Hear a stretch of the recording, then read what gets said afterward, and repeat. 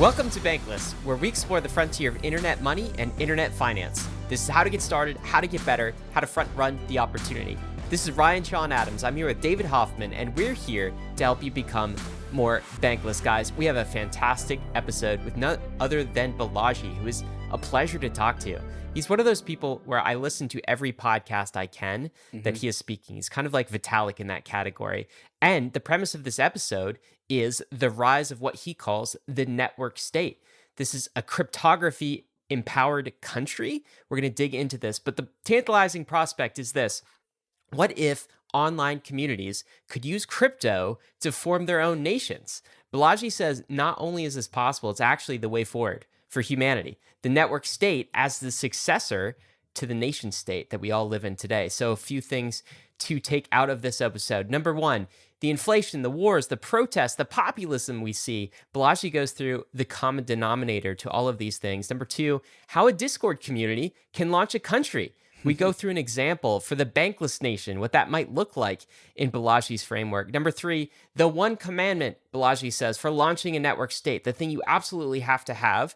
Number four, countries in the cloud. Let's talk about some of the critiques. We do that in this episode, including, are these cloud countries just for the rich? And number five, some action items, as always, to walk away with. What do you do if you want to join one of these digital societies? Where are they? How can you start one? David, fantastic episode. Love these conversations with Balaji. We got to do this more.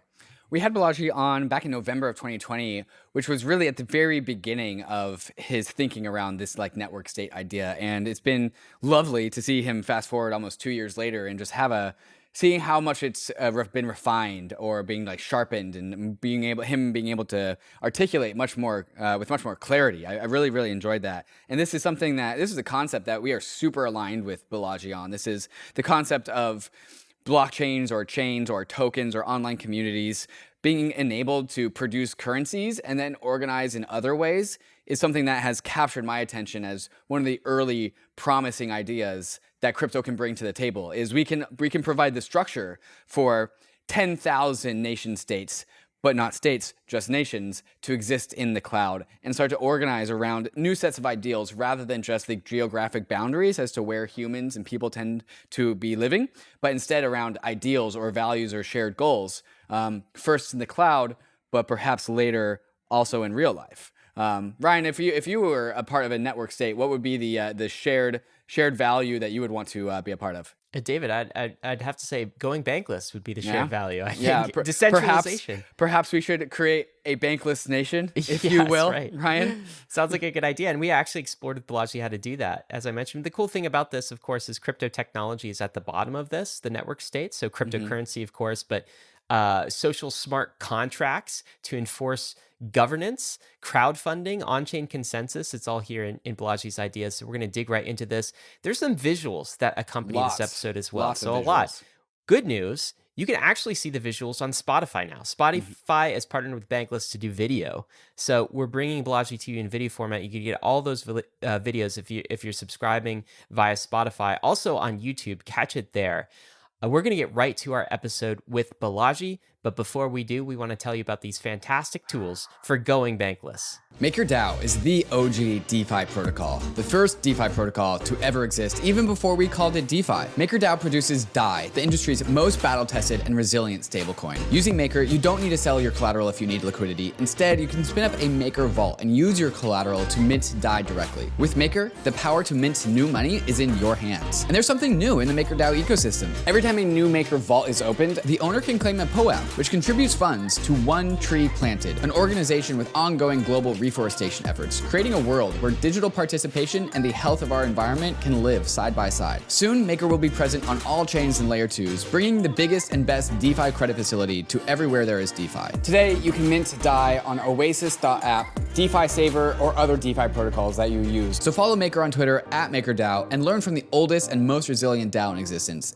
The Brave browser is the user-first browser for the Web3 internet, with over 60 million monthly active users. And inside the Brave browser, you'll find the Brave wallet, the secure multi-chain crypto wallet built right into the browser. Web3 is freedom from big tech and Wall Street, more control and better privacy, but there's a weak point in Web3, your crypto wallet. And most crypto wallets are browser extensions, which can easily be spoofed. But the Brave wallet is different. No extensions are required, which gives Brave browser an extra level of security versus other wallets. Brave wallet is your secure passport for the possibilities of Web3 and supports multiple chains, including Ethereum and Solana. You can even buy crypto directly inside the wallet with Ramp. And of course, you can store, send, and swap your crypto assets, manage your NFTs, and connect to other wallets and DeFi apps. So whether you're new to crypto or you're a seasoned pro, it's time to ditch those risky extensions, and it's time to switch to the Brave wallet. Download Brave at brave.com/bankless and click the wallet icon to get started. Arbitrum is an Ethereum layer 2 scaling solution that is going to completely change how we use DeFi and NFTs. Some of the coolest new NFT collections have chosen Arbitrum as their home, while DeFi protocols continue to see increased liquidity and usage. You can now bridge straight into Arbitrum from more than 10 different exchanges, including Binance, FTX, Huobi, and Crypto.com. Once on Arbitrum, you'll enjoy fast transactions with cheap fees, allowing you to explore new frontiers of the crypto universe. New to Arbitrum, for a limited time, you can get Arbitrum NFTs designed by the famous artists Ratwell and Sugoi for joining the Arbitrum Odyssey. The Odyssey is an 8-week-long event where you complete on-chain activities and receive a free NFT as a reward. Find out more by visiting the Discord at discord.gg/Arbitrum. You can also bridge your assets to Arbitrum at bridge.arbitrum.io and access all of Arbitrum's apps at portal.arbitrum.one in order to experience DeFi and NFTs the way it was always meant to be: fast, cheap, secure, and friction-free. Bankless Nation, we are super excited to introduce you yet again to Balaji Srinivasan. He is an investor, he's a founder, he's the former CTO of Coinbase, general partner of A16Z, and more recently, the author of The Network State, which will be the focus of our podcast today. Balaji, welcome back to Bankless. Thanks for having me. You know, it's been almost 2 years since we last had you on, and things have gotten weirder since then. All right. We've got inflation, which is now a household topic, a global macroeconomic topic. There's a war in Europe, protests over food and energy, increasing distrust in our institutions, our election process, our central banks. There's this increasing rise of populism that has just trended upwards. Is there a common denominator between these things, Balaji? Can you draw a line between all of these things? Yeah. So my world model is, many other people have talked about this, but the ending of the post-war order. And so you have the post-war order of 1945, or arguably the extension after 1991 with the end of the Cold War. And it's that at the same time as, the rise of the internet and an industrial revolution that, with automation and the rise of crypto and the rise of China and the rise of India and, the relative decline of the West and so on and so forth. Like there's many things that are all just going like this and this at the same time. Right. And so yeah, I think like that older world is ending and a new world is beginning. And, all the Top Gun Infinity remakes and the 70-something-year-old presidents and the geriatric Congress and all of this stuff is sort of an attempt to kind of hold on, cling to the past as it's kind of slipping away and people don't have a vision yet for a positive future. And insofar as they do have vision for the future, it's often a Black Mirror style dystopia or what have you, because they envision the future getting worse. And so a big part of the book is on potentially a way that you or one personally can make the future better. That is not simply trying to prop up or fix this, in my view, failing, broken, hard to fix, if not impossible to fix existing system, but to build something better. I really like that analogy about the state of culture when it comes to our movies. Like we're bringing backwards or bringing forwards action heroes from like the 50s and 60s. And also you can hear it in our political slogans, right? Like make America great again or build back better, depending on like which color that you align with. We're trying to like restore the past and we're fearful, perhaps xenophobic of the future. But I think there's a reason why, Balaji, you are a crypto person, is because of all the populations, all the people, all the communities out there, the crypto people of the world are one of the few populations that's actually optimistic of the future. So it sounds like your solution for this is to not try and restore the past. That tends to not work in history. But there's a quote from, I think, Winston Churchill that I always love, where if you find yourself going through hell, keep going. Like, don't stop. Break on through to the other side. Is that the future that you are trying to herald for us here? I'd say 75% yes. Let me give the 25% that is different, right? The 25% is I am not okay, so for example, let me motivate this in one way. Have you used undo in any app? No. Yeah. You've never used undo in any app? Oh, No, on Command absolutely. Z? Oh, every single day. Command Z. Okay, That's right, what Command that's Z. what David Okay. calls it, Command Z. I was like, whoa, this guy never misses a keystroke, right? Okay. All right. So you've used undo. Are you a programmer? Have you used git revert? No, I have not. Okay. So git revert is basically like, you probably, the concept, somebody introduced a bug and they have to revert it and go back, right? Mm-hmm. So Go back to an old if you think state. about undo, you think about previous file versions, you think about backup and restore, you think about, that kind of stuff. It actually is useful sometimes to rewind, to move in a different direction. It doesn't mean rewind to go, quote, back to the past and stay there, but rather we took a wrong turn. And so we need to take this other turn, right? And if you agree with that on a micro scale of undo, right? You actually probably agree with it on a mezzanine scale, because companies actually spend a lot of money on backup and restore, right? To be able to back up your data from a week or a month ago, right? And in fact, blockchains are about an indelible history in many ways. That's a big part of their value proposition. Like, property that can't be seized from you has that past, that history, that base, right? This is what I call the relationship between microhistory and macrohistory. Microhistory is a history of measurements on a system. Macrohistory is like, what we think of as history, like, pottery shards and records of ancient Rome. But those things relate with crypto history because it's it's got the aspects of microhistory, like individual measurements, but it's the scale of an entire society because it's the entire economy and it's every communication and it's all the users. We're just built, like, history is beginning in a sense in, we're in year 13 Anno Satoshi, okay? Like, the true start of written history was maybe, thousands of years ago. The true start of crypto history was 13 years ago, okay? Mm-hmm. With that kind of framework, things don't necessarily always just get better, uniformly. Things are more complicated than that. Prices sometimes go down before they come back up.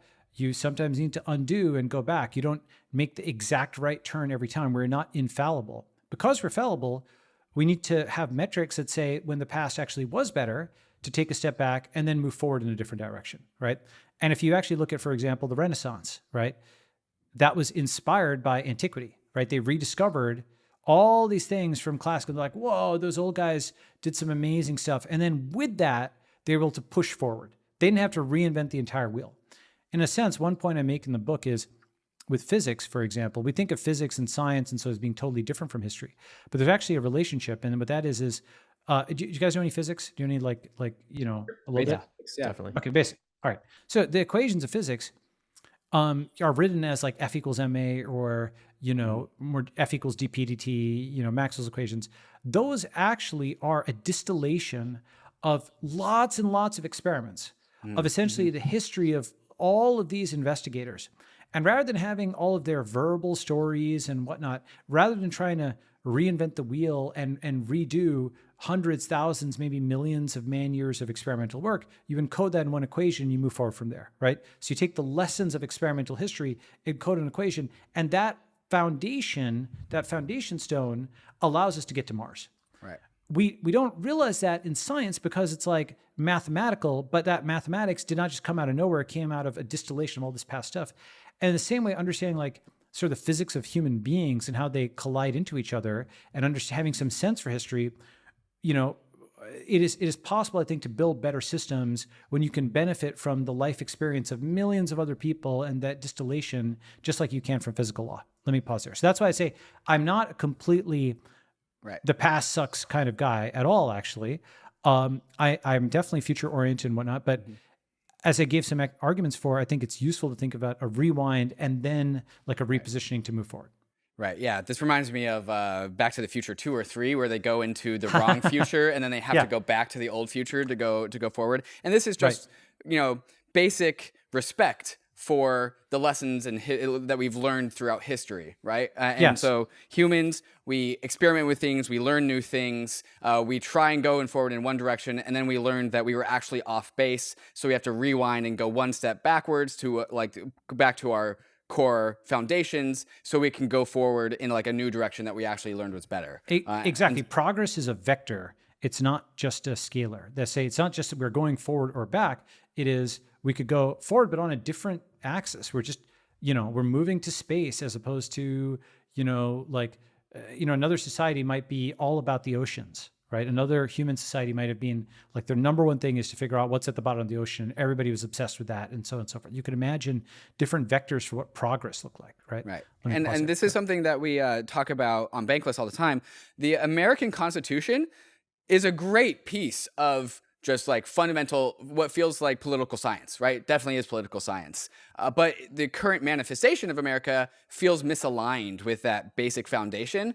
And so I think the idea, perhaps this is where we can start talking about the network state, is like, let's go back to some core principles because this current direction is a little bit off the rails. So let's go backwards a little bit so that we can go forward in a new, more refined direction that takes our current context, our current global macroeconomic context into account because we've gotten off track. And it sounds like I'm going to go ahead and guess, Balaji, that the network state is your proposed next vector for humanity.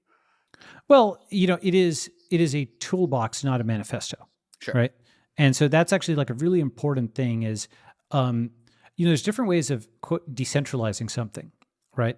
One way of decentralizing something is, the way Satoshi did it with physical decentralization, and actually pseudonymity is another form of decentralization. Why? Because he wasn't using the centralized state identifier where he could be looked up in a lookup table and knocked down.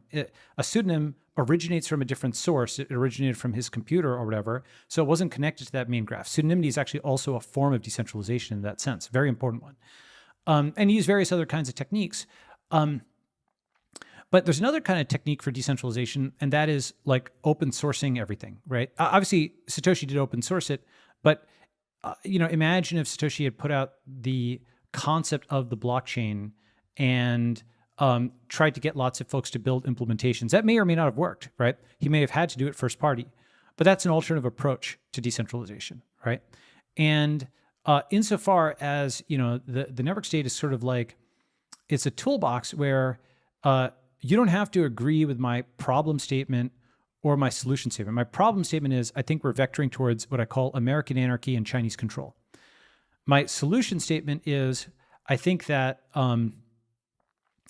rather than just centralization versus decentralization, I think we are going to need to see re-centralization on the other side, not in the coercive sense of top-down control, but consensual regrouping around hubs. Just like, when people exit a burning building when it's on fire, what do? There's an assembly point, right? They re-centralize. And even if the building is being burned down, they're going to build something else together again, right? That is different than scattering to the four winds, everybody running for their life and never seeing each other, right? There was value in having that group together. But if that building's on fire, you decentralize and then you re-centralize. And so my proposed solution is if these existing central points, especially the US establishment in China, are getting much worse, and we have this decentralizing technology, then we can build new societies and eventually new states. Now, a lot of people will disagree with some part of that problem or solution. They might say, no, look, you're so bearish on the US. Oh, Balaji, everything is going to get better. Don't you know, like we got through a civil war and a world war. Oh, this is nothing by comparison. Blah. There's a lot of arguments like that. And I acknowledge that I might be wrong in the book. I say, the base rate or fallacy. Just because something is normie doesn't necessarily always mean it's false, though that's nowadays increasingly the way to bet. So I acknowledge that I might be wrong on aspects of problem and solution. Nevertheless, I do feel that there's parts of this that you can take and you can make your own. It's a tool, and you don't need my permission or anything as to which pieces of it to use. I'm just trying to put it out there. And it's free online, by the way. And yet it's a bestseller despite being free online. How about that? Anyway. Let me pause. That's fantastic. And I think it speaks to the need for this tool set. And so what you're saying, Balaji, is even if people, disagree with the problem statement as you put it, American anarchy and Chinese control. They might have a different problem statement. I think a lot of people realize that we're on the wrong vector and that we do have a problem in some shape or form. So let's open up the toolbox if we can. Let's dig into what the network state actually is. I'm going to read out the tweetable definition here. Sure, the one sentence version? Yes, the one sentence version that you have. And it says this: if we're defining a network state is a highly aligned online community with a capacity for collective action that crowdfunds territory around the world and eventually gains diplomatic recognition from pre-existing states. Yep. Online community, capacity for collective action, crowdfunding territory, gaining diplomatic recognition from pre-existing nation states. Let's dig into this a little bit. The first question, I think, on my mind when I see a definition like this. There's one thing you missed, though. Highly aligned online community. Highly aligned online that community. That part is really important, actually. But let's keep going. Yeah. Can we talk about the online community piece? So in its simplest form, somebody reads this, they might say, Balaji, are you talking about a Discord room or a subreddit is going to found a nation state? They're going to create their own country? Is that literally what you're saying here? So what I'm saying is a message board created their own currency. Right. So let's say Satoshi went and posted on the crypto hackers message board or whatever. I forgot the exact one. It was like, it was some crypto message board. 13 years later, it's a sovereign currency of El Salvador and of, Central African Republic and probably more. It has led to every government in the world reacting to it with CBDCs, even if they don't like Bitcoin, they have been shaped by it. Obviously led to Ethereum and, our whole community. So yeah, like there's where let me first level set with that, right? The suspension of disbelief.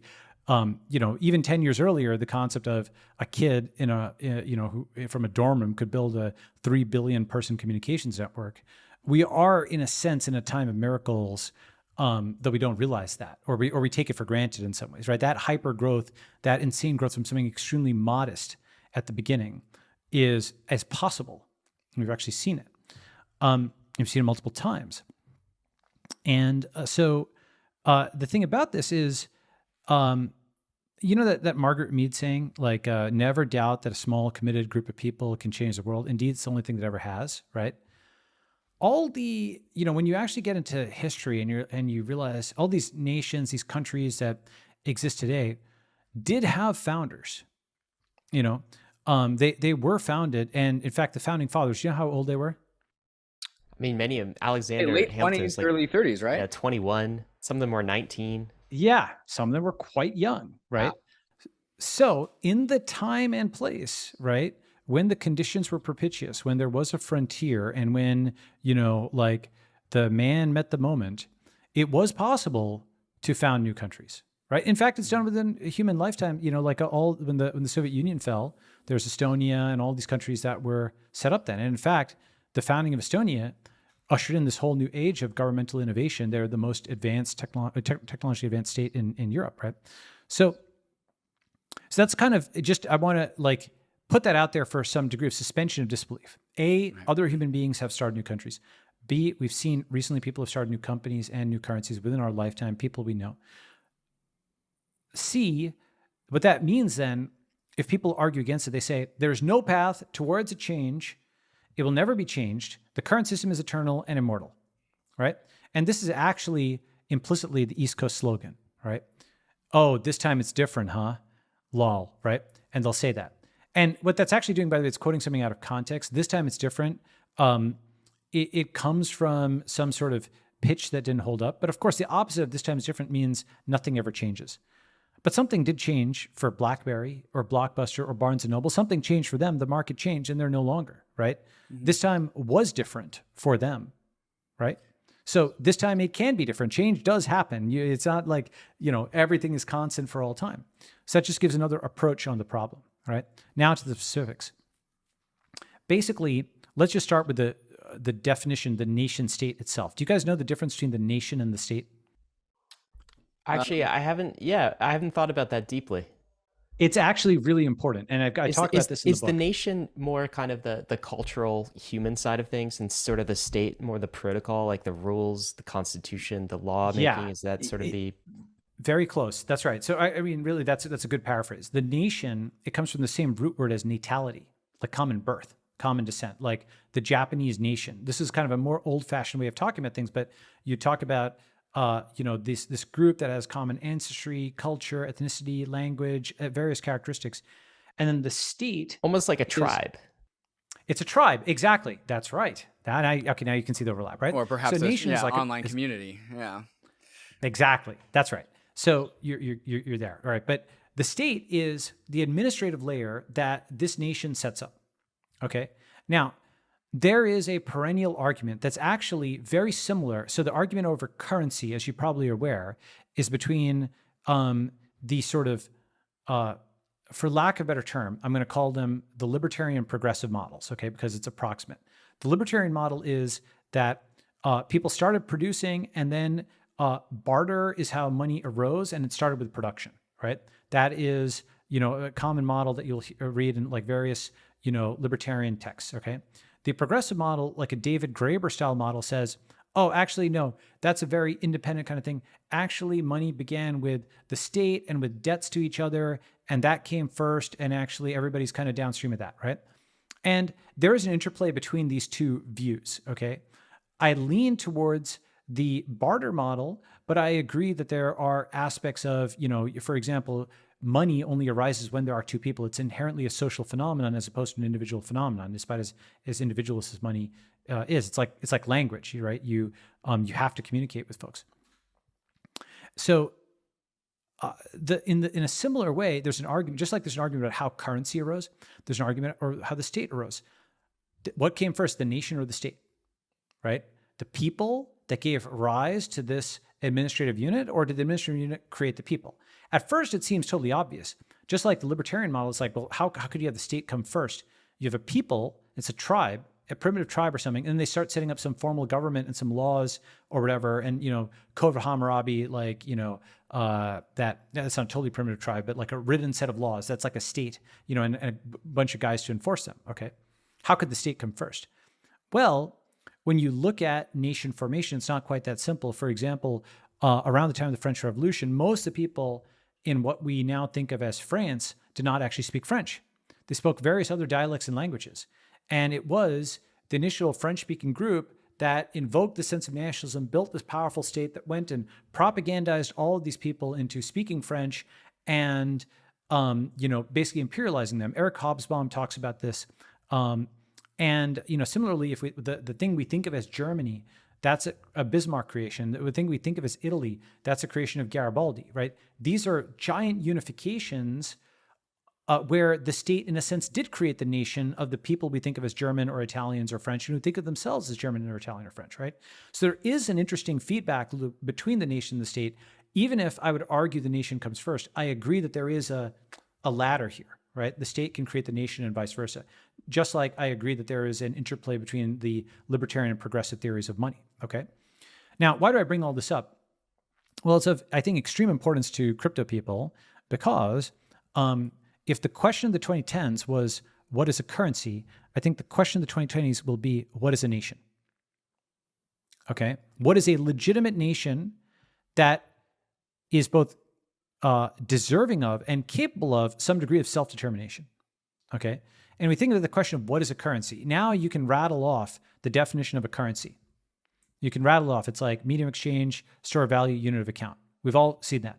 Most people could not rattle that off in the late 2000s. Why have we had to rattle that off? Because the constant of, the US dollar as a currency, and obviously that's not something you can innovate on, became a variable. Suddenly there was USD and BTC, and now USD, BTC, ETH, blah, blah, blah, blah, all this long list of things, right? And when a constant becomes a variable, all the certainties, especially something that's a really deep constant, when that becomes a variable, all the certainties go away, right? There's a huge time of chaos, volatility, upside and downside, blah, blah. And one constant that's becoming a variable is the concept that America is a, quote, nation state. It's not. It arguably never was, but it definitely isn't today. It's at a minimum binational, where there's two groups that literally don't intermarry anymore. Democrats only marry Democrats, right? So that's the thing is, people are, it is progress. Yes, in a sense, it's progress, of course, that folks will marry across, racial boundaries, religious boundaries, and so on. But you know where they don't marry across? They don't marry across party boundaries. So you know what happens in like one generation? Ideology becomes biology. Ooh. Democrat, Republican becomes like Sunni Shiite, right? And you just go back to the future. It becomes a tribal thing where it's literally biology. Like this people they're the bad folks and you don't marry them. And like racism returns in a sense, right? Because it becomes like, it becomes biological. It'll take some time for that to iterate out. Don't get me wrong. Okay. But you're in the process of that. We're talking like 80, 90% of people. It's like very strong, like, taboos on this now, right?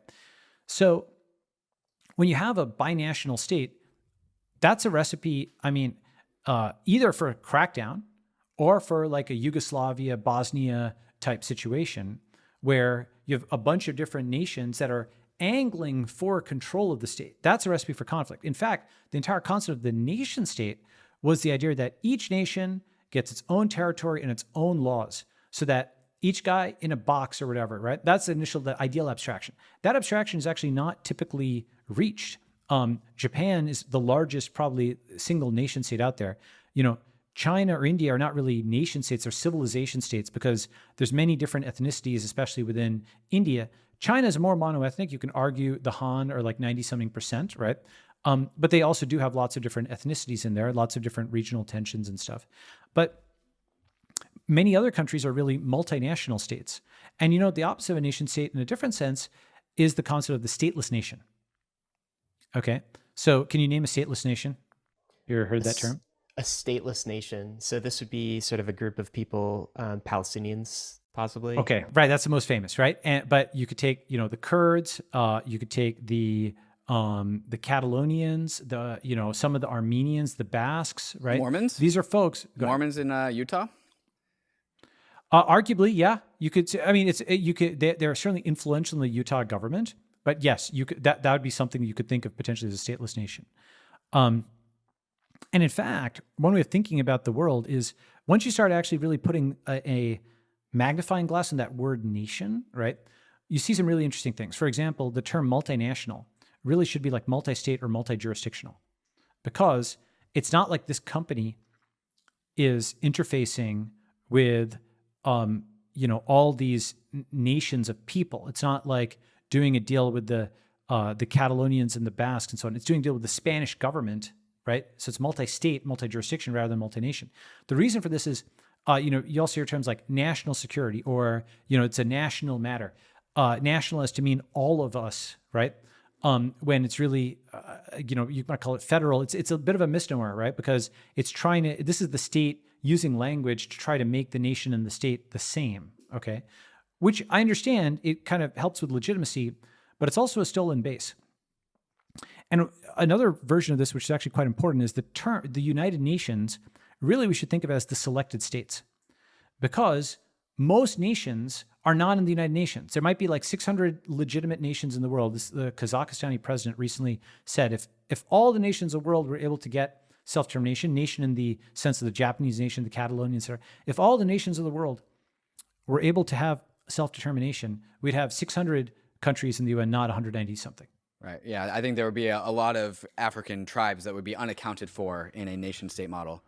Yeah, whenever you see lines, like straight lines on a map, yeah, that is almost never what like actually reflects what the ethnic groups and language and history and culture was. It's an imposition by the British. Now, as I said, the state can create a nation. So, there's this famous graph of like search queries in the US for for baseball teams, right? It's a paper, I think it came out of Yahoo Research in like 2005 on like geocenters, okay? I can bring it up. Let me see if I can bring this up. Okay, here we go. This is an amazing, amazing figure that I'm just going to try to zoom in on, okay? So this is from like 17 years ago, all right? And so these are queries from of different sports teams, okay? Right. And you can see that like this is the group of people who are Brewers fans, and this is the group of people that are Cubs fans. And Okay, so so Balaji, I'm going to commentate for the listeners out there. We are looking at what is almost a map of the United States. However, there is no actual drawings of the sea or ocean. There's no drawings of the states. There's only dots, but you can see the outline of the United States just because it's like a population map, right? Like people sort of outline in a pseudo way the actual physical landscape of the United States, but there's only dots, and these dots are different colors based off of what team that they are on. So my team of choice, the Seattle Mariners, happens to be this white in the upper left corner of the United States. You have the Chicago Cubs, which is where you'd expect around Chicago. You got the Houston Astros around Houston. You got the San Diego Padres around Southern California, but you don't actually see the state of California or like the city of San Diego or any particular line. You just see these masses of dots that are around their respective probably sports stadiums would be like these are the baseball tribes. Baseball tribes. yes, Yeah. but here's what's interesting. You can sort of see some state boundaries there. Like if you look at the Tigers, right, versus the Cubs, you can kind of see like the boundary between a pretty clear Michigan, line. Yeah. right? There's a pretty clear line. So this is an example of where like the social construct of these sports teams and these states is in the minds of these people. It's installed software in the minds of these people. And so the lines on a map have become reflected in the software installed in people's heads. Mm-hmm. So this is one of those cases, which comes first, the nation or the state? And the answer to that question is yes. Right. And so it's like, I think this separation is super useful for me. And I hadn't thought of it. And immediately we're seeing crypto parallels. So that, the nation is the tribe, it's the people. And the state is the protocol. The set of rules. It's the constitution.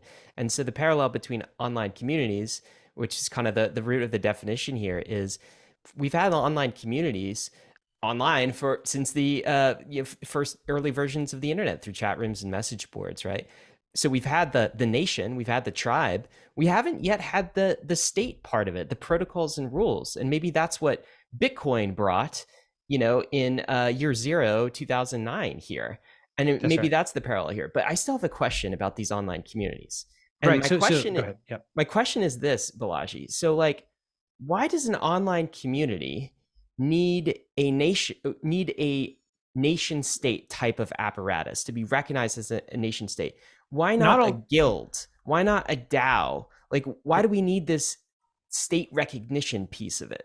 Excellent question. I actually talk about that in my chapter on the One Commandment. Okay.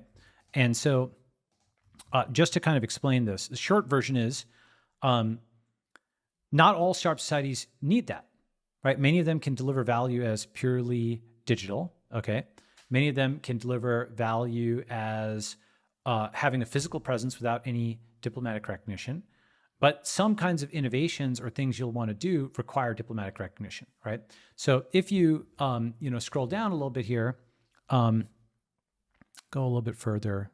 So, right. So, you can kind of read my definitions and stuff, but one concept is you start with a startup society. That's just like a very early stage thing. It's very similar to a startup company where it's small, but has aspirations of becoming big. Then you can set up a network union.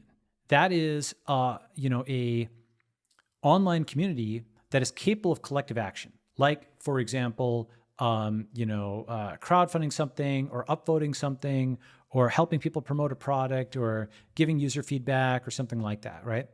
So a network union is a digital thing that's capable of collective action online, which is actually a very high bar because it's hard to get people to do things that are productive together. It's easy to get people to yell or destroy or whatever.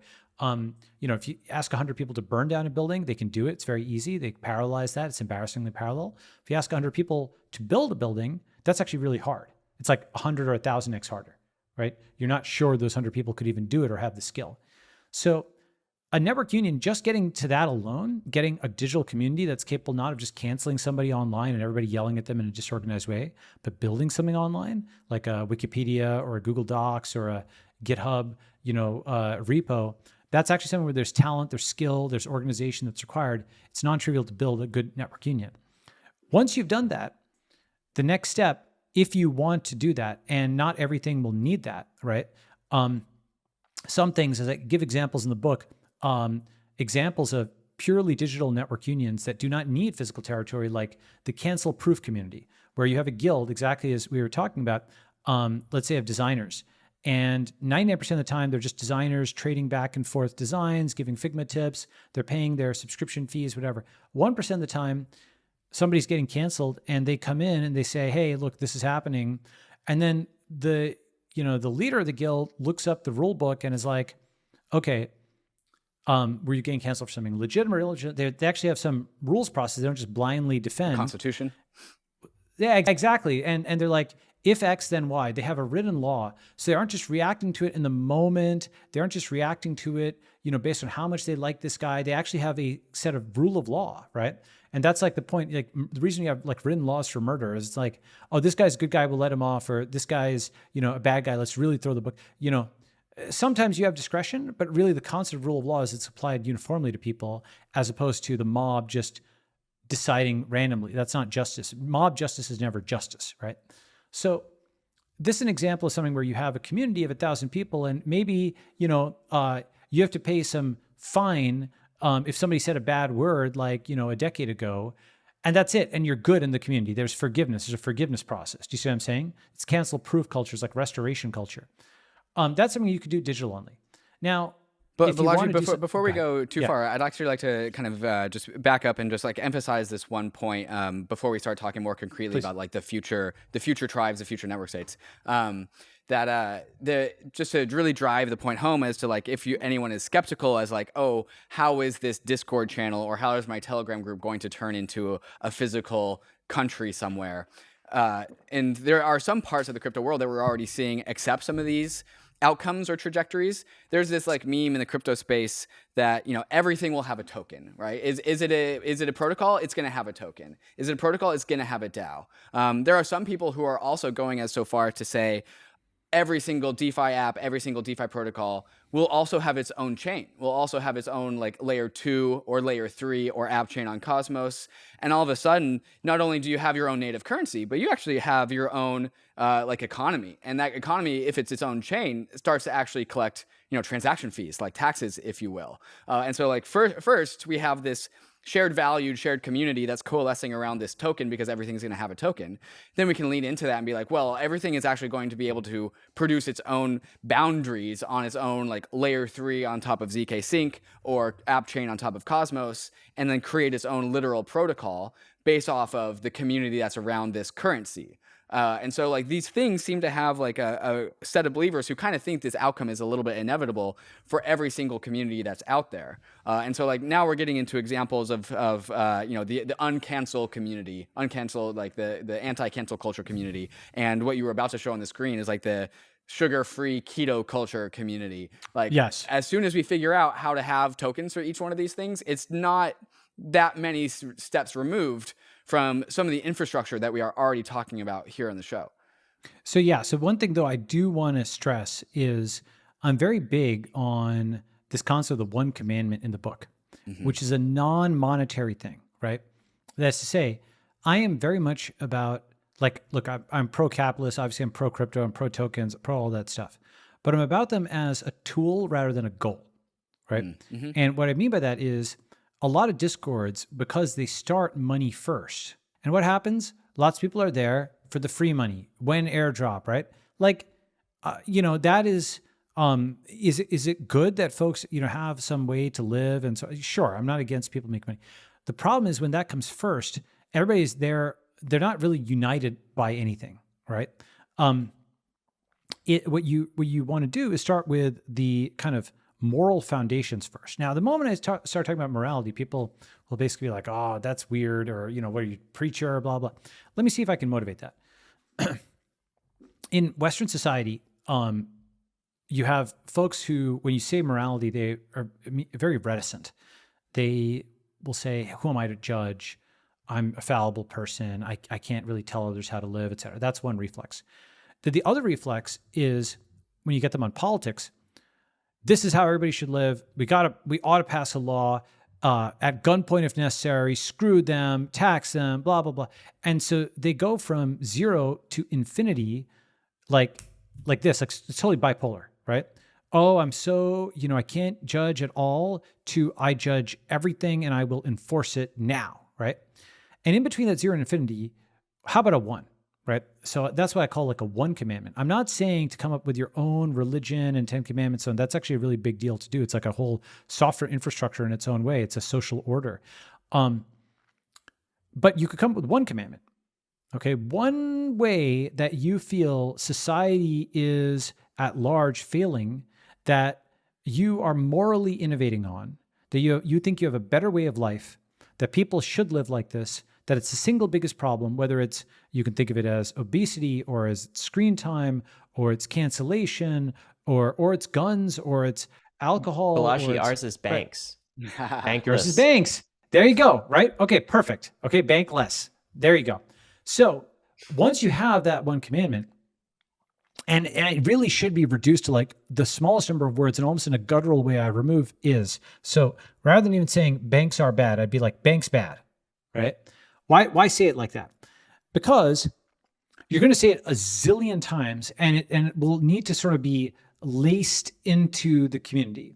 And the ideal 1 commandment is one which has a real polarization against default society, but that only changes that one thing and then the implications of it. So when you say bank's bad, you're not changing traffic lights. You're not changing, I don't know, like the laws on how electrical power is wired or something like that. You're not trying to change that stuff, right? You're not trying to change how words are pronounced or change the language to Turkish, right? All those other things are remaining constants. You are changing this one dimension, bank's bad. That's actually a pretty big dimension, by the way, to change, okay? And easier, you may require legal kinds of things for that and so on and so forth. But it's totally, it's in line with what you guys are doing. So you've got energy and so on behind it. You have a historical critique, right? And by the way, how much do you guys know about like what happened under like Sarbanes-Oxley and Dodd-Frank and what have you? Are you familiar with that? Yeah, I mean, Loosely, it yeah. increased the complexity. So I want to dig into that. But by the way, while you were talking, I tweeted out from the Bankless account, Banks Bad. That tweet is doing quite well at this moment and is on message. Is it at Bankless HQ? Yeah, Bankless HQ. All right, I'm going to RT that. Yeah, so am I. People are going to wonder what we're up to. I mean, this is the meme layer. This is kind of the moral philosophy of what we're doing. This very much fits the Bankless Twitter. But continue. Yeah, Yep. tell us. So why is Sarbanes-Oxley applicable here? Banking regulation. Yeah, I'm just going to have 1 commandment. All right. I'm just going to link this. It's too good to not just link. We got 20 already in the first minute. Yep. Doing a little social engineering here with Balaji on This is Bankless. This is super meta. When people hear the pod, they'll be like, Oh, I remember that tweet. yep, I remember liking that tweet. here you go. I just replied so you can. I could also QT it, but I thought that was fine. All right. Anyway, so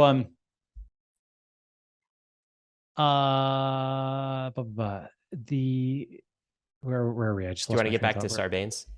Yeah. Okay. So here, I wanted to show you this. Your critique of everything will be just vastly more sophisticated and remember the thing we were talking about at the beginning with like knowing the laws of physics, like all of that accumulated thing, like summarizing it here, like it just makes your argument more powerful. You have a stronger base. Like you ever do squats? You know, you go to the, like you lift, right? I do you even lift, bro? Like okay, like all right. So lifted at least sometimes. Point is, you need like a strong base, like good positioning to like lift a lot of weight, right? And banks, big thing, right?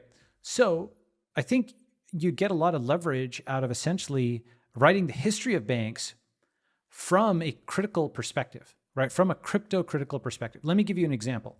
Take a look at the thing I just pasted into chat. Okay. The state's solution to the financial crisis was to stop in 2008, was to stop issuing commercial bank charters for almost a decade. It was a coronation disguised as regulation. Okay, so click that first image. Look at that. Basically, they said banks bad. But how did they deal with it? They've rewarded them by essentially eliminating their competition completely. So what we are looking at is a graph of the number of new FDIC-insured commercial bank charters in the United States from 2000 to 2019.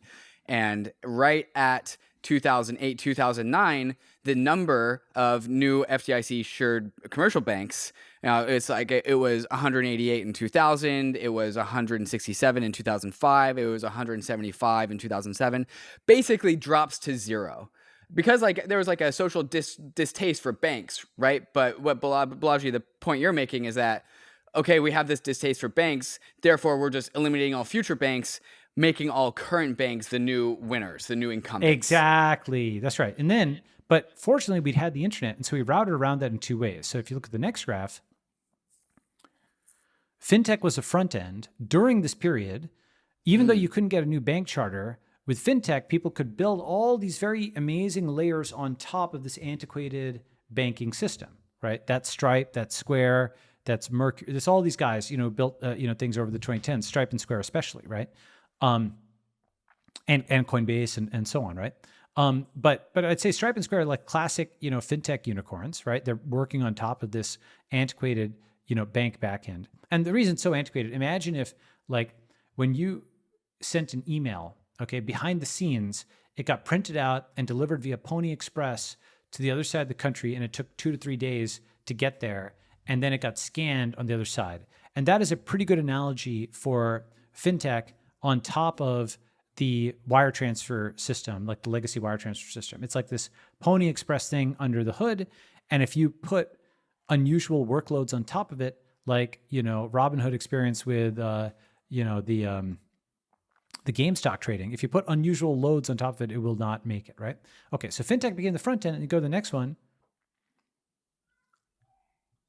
and blockchain became the back end, right? So basically, they stopped new bank charters from getting issued. But like in a pincer attack, fintech built the front end, blockchain built the back end, and like neobanks are now arising that have the UX of a fintech and the back end of a crypto protocol. And that's like totally packet-based and outside the system, right? So anyway. I'm a big fan of this trajectory so far. I love this. Yes. So the point is, if you go back just that's a history that just goes back 20 years.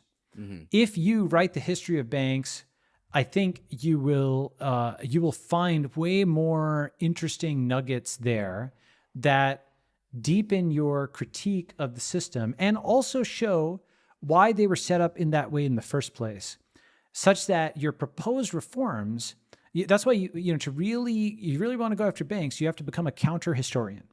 You need to understand why the rules were set up the way they were.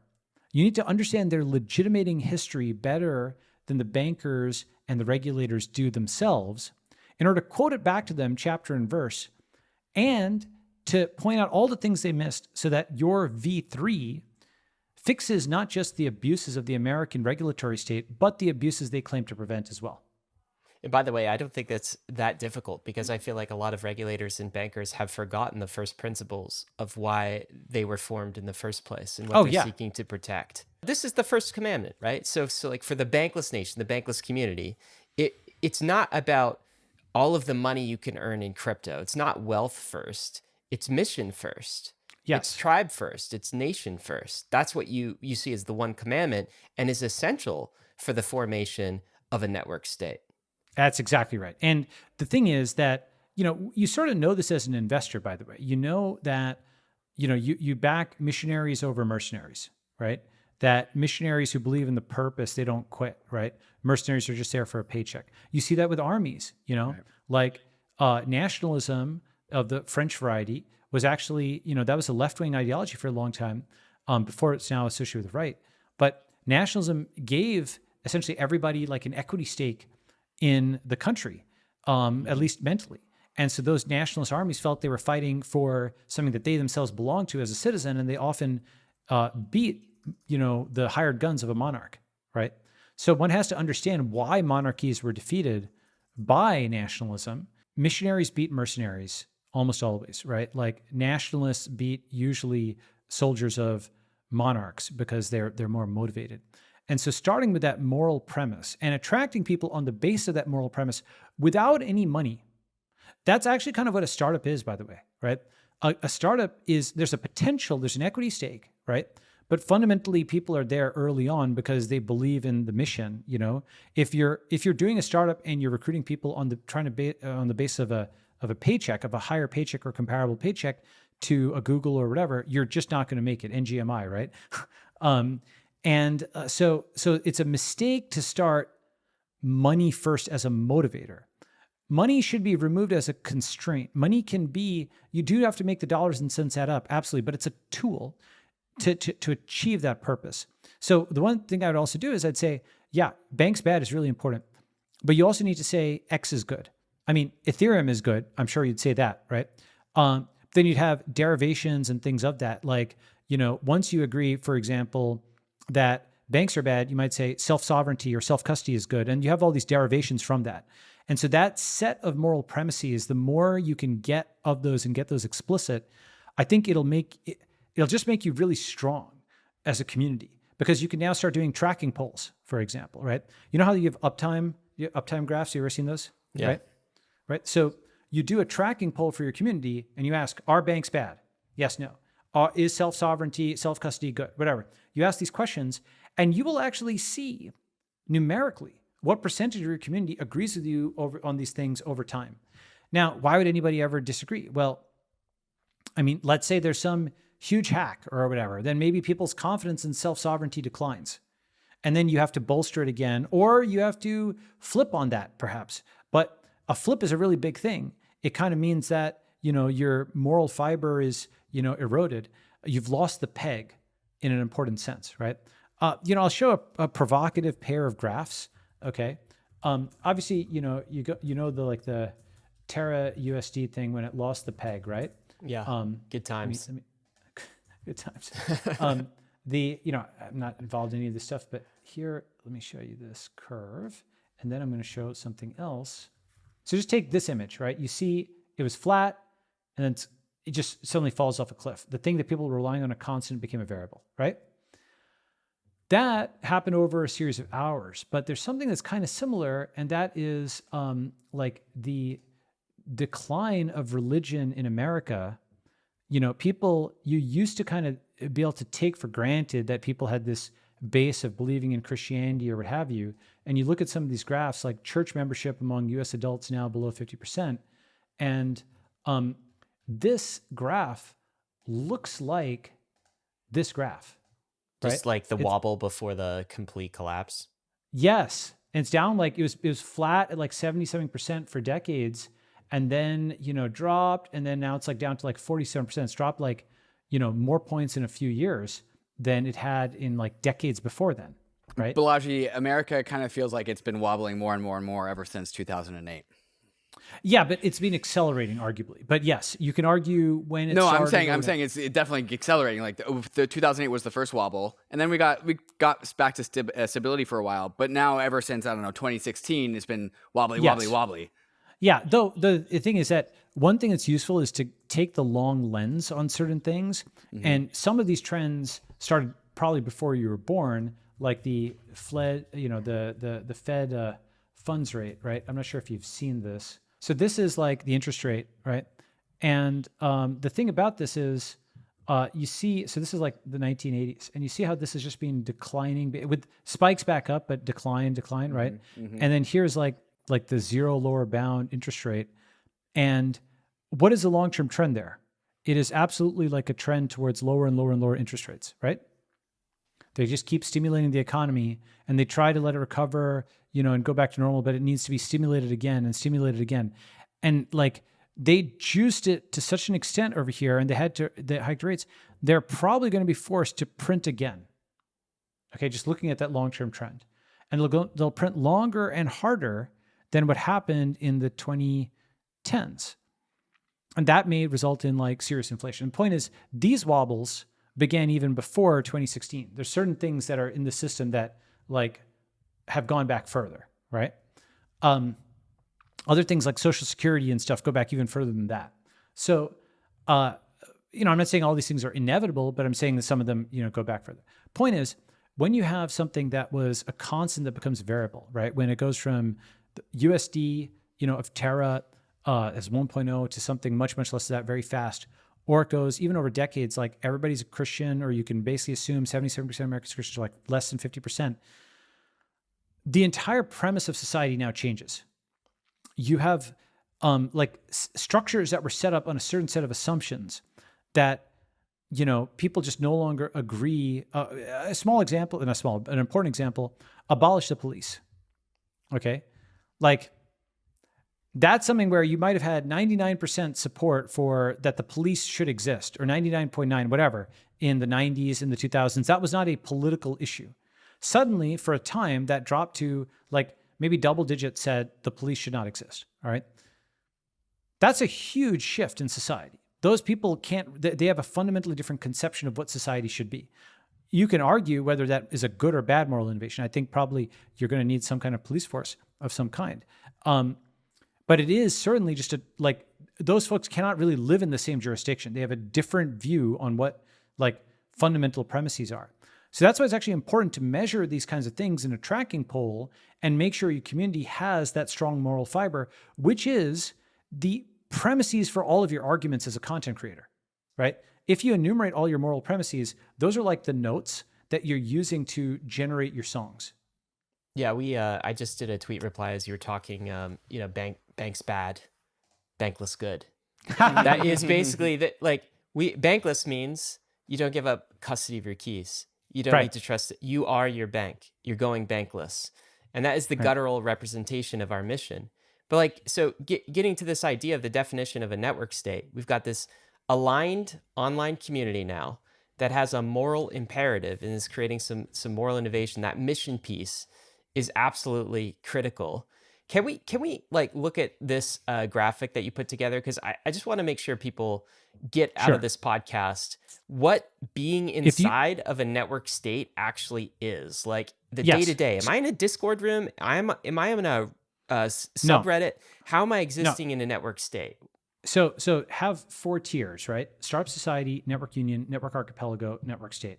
Startup society, you're just starting. Okay, it's like one person thing. Network union, you have a digital society that's capable of collective action. Network archipelago, that digital society is using a collective action to crowdfund territory and start assembling offline. And they're networking those pieces together all around the world. What that is on screen is a vision of a network archipelago where it's got lots of nodes around the world. There's little cul-de-sacs and apartments and offices and parks and ranches and whatever, all networked together, where your NFTs, your crypto passport, gains you entry.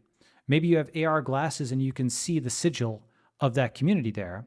And it's got lots of pieces all around the world that, when you sum them together, are potentially of the same square footage as an existing sovereign, right? Because many countries are small countries in population and or real estate and or income.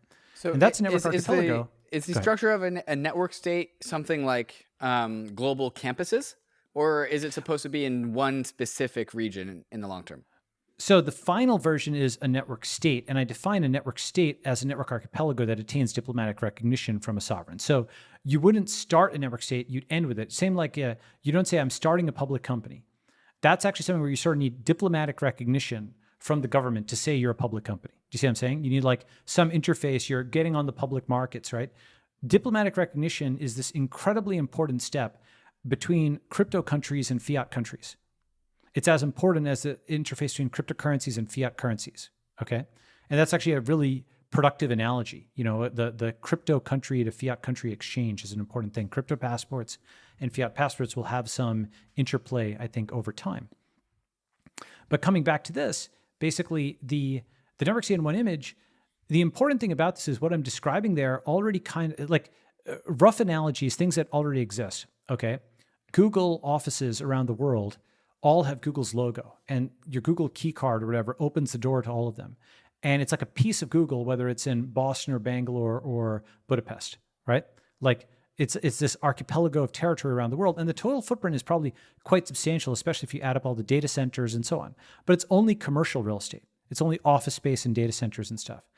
If you added in residential and industrial and other kinds of stuff, parks, whatever, you actually start to get something that looks like, what a group can afford. I mean, one way of putting it is the million Estonians could afford Estonia.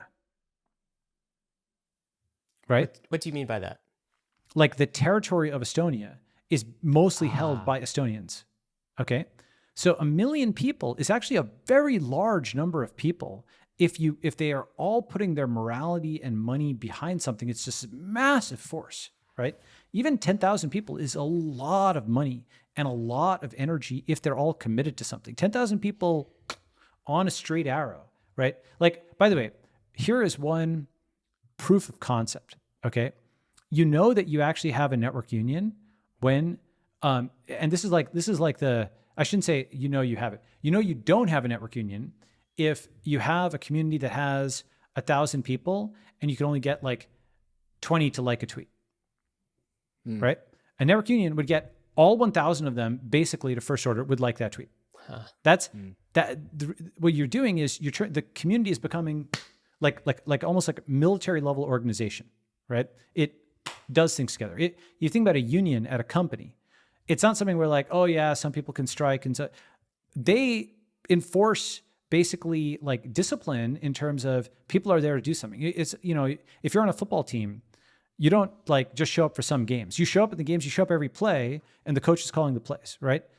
At a company, you're not just, I'm there some of the time, whatever. Like that's a full-time job, right?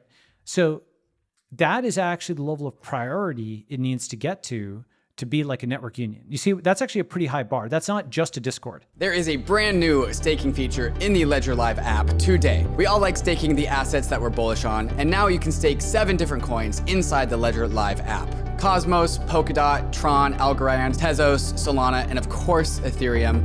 With Ledger Live, you can take money from your bank account, buy your most bullish crypto asset, and stake that asset to its network, all inside the Ledger Live app. Through a partnership with Figment, Ledger also lets you choose which validator you want to stake your assets with. And Ledger is running its own validating nodes, offering a convenient way to participate in network validation, and it even comes with slashing insurance. Ledger Live is truly becoming the battle station for the bankless world, so go download Ledger Live. If you have a Ledger already, you probably already have it, and get started securely staking your crypto assets. The Layer 2 era is upon us. Ethereum's Layer 2 ecosystem is growing every day, and we need Layer 2 bridges to be fast and efficient in order to live a Layer 2 life. Across is the fastest, cheapest, and most secure cross-chain bridge. With Across, you don't have to worry about high fees or long wait times. Assets are bridged and available for use almost instantaneously. Across's bridges are powered by UMA's optimistic oracle to securely transfer tokens between Layer 2s and Ethereum. Across is critical ecosystem infrastructure, and Across V2 has just launched. Their new version focuses on higher capital efficiency, Layer 2 to Layer 2 transfers, and a brand new chain with Polygon, all while prioritizing high security and low fees. You can be a part of Across's story by joining their Discord and using Across for all of your Layer 2 transferring needs. So go to across.to to quickly and securely bridge your assets between Ethereum, Optimism, Polygon, Arbitrum, or Boba networks. Rocket Pool is your decentralized Ethereum staking protocol. You can stake your ETH in Rocket Pool and get our ETH in return, allowing you to stake your ETH and use it in DeFi at the same time. You can get 4% on your ETH by staking it with Rocket Pool, but you can get even more by running a node. Rocket Pool is the only staking provider that allows anyone to permissionlessly join their network of validating Ethereum nodes. Setting up your Rocket Pool node is easier than running a node solo, and you only need 16 ETH to get started. You get an extra 15% staking commission on the pooled ETH that uses your node to stake. You also get RPL token rewards on top. So if you're bullish ETH staking, you can boost your yield by adding your node to the decentralized Rocket Pool network, which currently has over 1,000 independent node operators. It's yield farming, but with Ethereum nodes. You can get started at rocketpool.net, and you can also join the Rocket Pool community in their Discord. You can find me hanging out there sometimes in the chat, so I'll see you there. Right. So, okay. So can we walk this through for like, again, using maybe the Bankless example, because I'm familiar with that, right? So we have this mission, this guttural thing, banks bad, bankless good. All right, we have that. We started like kind of this online community, this social movement where we have a newsletter with 200,000 subscribers. We have a podcast, 2 million, 3 million downloads a month. We have a Discord community with tens of thousands of individuals, all trying to go on the bankless journey. Banks bad, bankless good. Okay, so we have that. So we're at level 1 of kind of the network state model, maybe level 2. But like the nice thing about this is there are these, we don't really have digital campuses right now, but Bankless is a global movement. There's a Bankless Brazil that's kind of fractured off, and David and I don't even know what it does. It has its own podcast, has its own community. So we have kind of, I don't know that we have yet these digital campuses, but let's say this community gets riled up enough about the mission and excited about the mission that we want to get to that end stage of a network state. And our end stage is basically some sort of jurisdiction that is incredibly crypto friendly, that has like banking laws and property rights laws that mesh very well with what we're the global digital rights platform that is Ethereum and Bitcoin, kind of what we're building in crypto. And we don't have that in our Western countries and other societies. We have sort of crypto antagonistic legislation, at least not crypto friendly legislation. Right. So that is the end goal. We want to get that jurisdiction. We want to get that United Nations So now- representation. How do we do that? So one thing I'll say is basically, I think you're starting to see my logic on this. There's actually levels up of commitment that you haven't gotten to yet. That once you set that as a goal, you can start achieving that, right? You go from, think about it, like people go from just aimlessly surfing online, spending lots of time on social networks, to putting lots of money into cryptocurrencies, to then thinking of these as their primary vehicles for, community and citizenship, right? They're becoming their primary identities. Like the merger of social networks and cryptocurrencies is what we're talking about, which are entities that are very, very important, and that have your community and your money and your citizenship and your history and your work history, and that can acquire territory. So now, so to your specific example, one thing that's good about the One Commandment model is that it's kind of like a startup, because you can kind of poke and you can say that's not specific enough, right? For example, I want to improve file sharing online, right? The current state of file sharing is not good. You have to get like super specific on exactly how you're going to do that, right? So you can start with a high level, the One Commandment of banks bad, bankless good. And then you just raised a really interesting way to potentially operationalize that, which is you have a crypto bill, like a set of legal provisions that maybe the community crowd funds, or someone who's a volunteer who does the legal work for what's called model legislation, right? And it's like, this is what the ideal law should look like, okay? It gives zero privileges to existing legacy banks. It allows for new charters. It allows for anybody to basically be their own bank at home legally, like a First Amendment like thing, right shall not be infringed kind of thing, Second Amendment, right? And I'm just like making this up right now, but you'll have to think and deliberate on what that model legislation looks like. And then you have folks in every different country who are like allocating time for this, and they're like, I speak Portuguese. I'm translating it here. I'm introducing it in this town in Brazil. We'll get on base here. Oh, you're in Spain. Okay, great. Let's work. This is an activist group, right? It is checking in each day. You're giving out NFTs and stuff if you want for like checkpoints, like job well done. You're holding meetups and stuff. But now you're not just, right now, if I'm not mistaken, you have folks who, like your podcast, are there to be informed and so on and so forth. But after information comes alignment, after alignment comes activism, right? And not every single thing needs to be paid. Look, I love tokens. I love other kinds of things. People are there because they believe in something bigger than themselves, And look, obviously you need to make the dollars and cents work, but you have a concept of the collective good. Now, it may turn out, by the way, and you have to think about this, is Bankless the right, it could be a stream into this, but not it itself, right?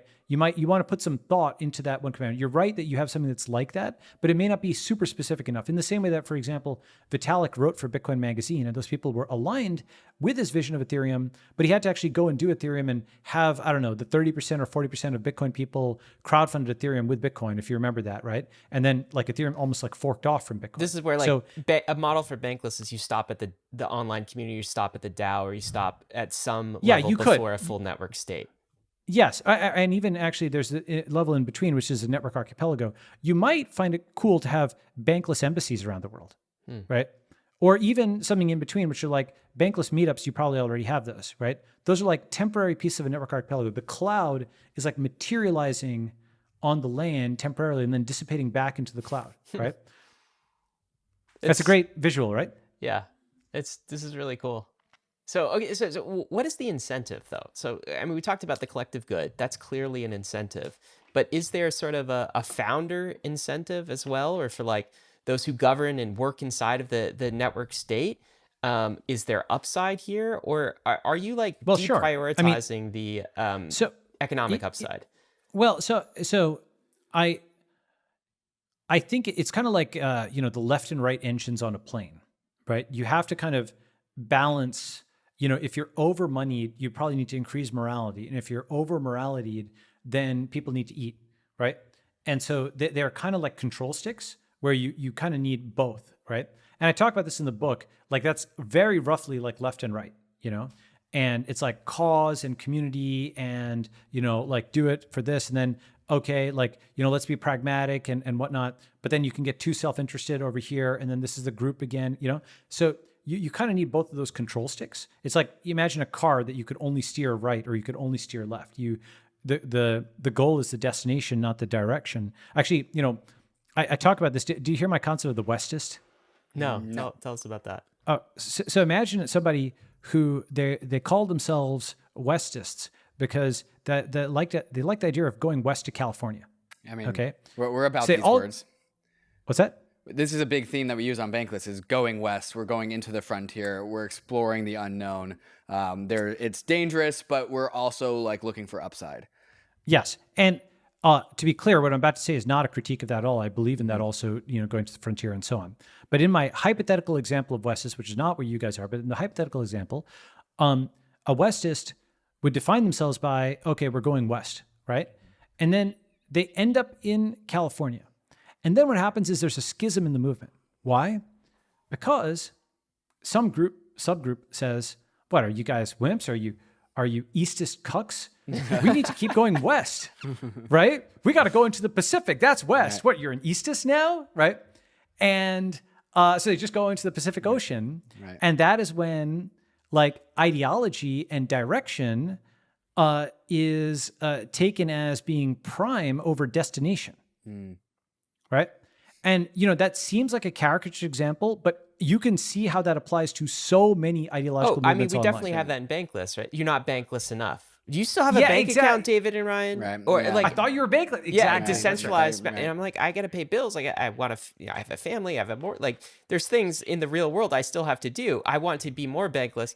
And like, some would also say this in crypto more broadly about decentralization, making that the end goal rather than a means to some other end. Well, I think this is the critique of maximalism, right? Like if you become too maximalist about one thing, you end up as a snake biting its tail, as in you become a maximalist for maximalist's sake, and then all of a sudden, oh, you're more maximalist than me? No, I'm more maximalist than you. It creates this like extremist culture of just like who's the most maxi of them all. That's right. And this happens basically, this is really just fundamentalist movements in general. Right. Maximalism is, one thing I've got a new chapter coming out on. Did you read the bit on God, state, and network? A while ago, yeah. No. Okay.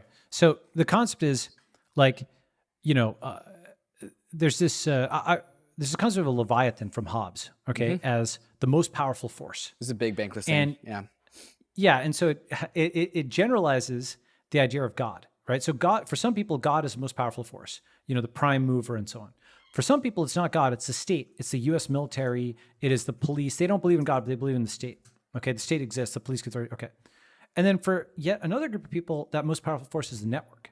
They believe in encryption and they believe in, maybe the social network over the state or God. Right. Mm-hmm. And so God, state, network are three contenders for the Leviathan. Right, that power that hovers over fallible men and makes them behave in pro-social ways that aligns them. Yeah, exactly. The Leviathan. That's right. This is the actual image, and I think it depicts those three that you were talking about, Balaji. Well, it's funny. It's that's a really old image, so it probably wouldn't have. You could argue that the network is those people there, but he is. Leviathan also comes originally from the Bible, and then Hobbes, turned it into something that was like the figure that represents the state. But the thing is, one of my concepts in the book is the network is the next Leviathan. It is contending with the state.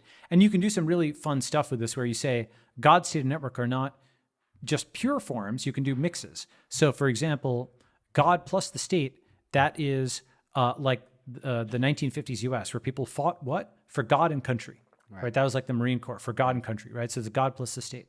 Or you have like God plus the network, that's like the Jewish diaspora before Israel, or God plus state plus network, that's the Jewish diaspora after Israel, where they have a religious state, Okay. And then we also have the network state. That's also a hybrid. So it's a different way of understanding the concept of network state.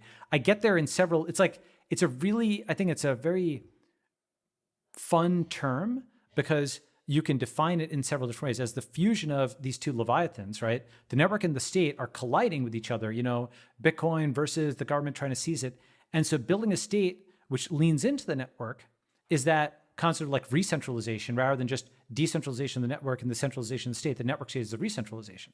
Go ahead. Balaji, I'm a little rusty on my hobs, but it's like also baked into the Leviathan concept is this concept that has been, I guess, core to the nation state principle of a monopoly on violence.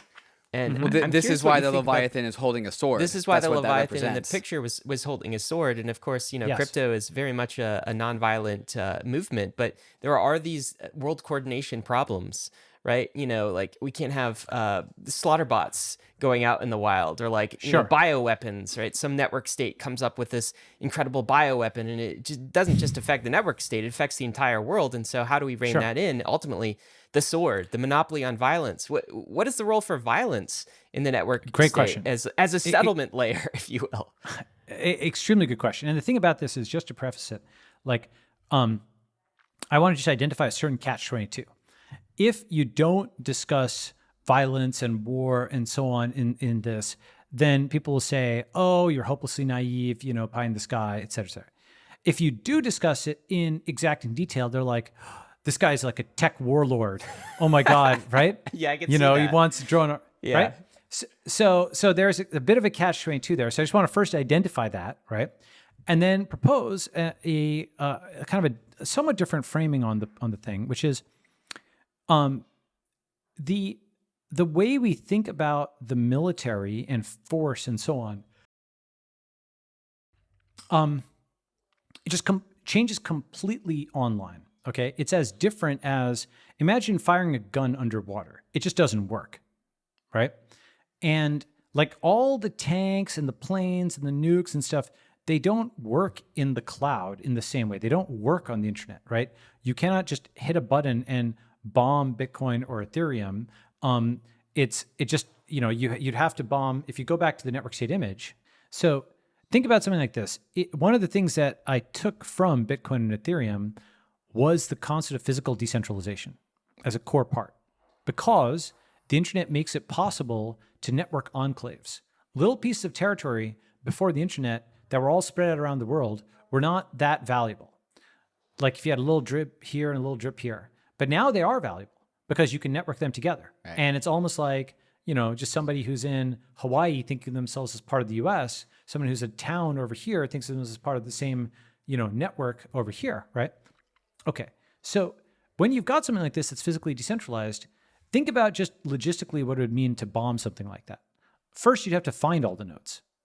That itself is non-trivial because a network state or network archipelago or network, society, it doesn't need to make all of them public. It doesn't, in fact, need to make any of them public. It can still prove its population and annual income in square meters. Why? Through some combination of zero-knowledge proofs and crypto oracles, right?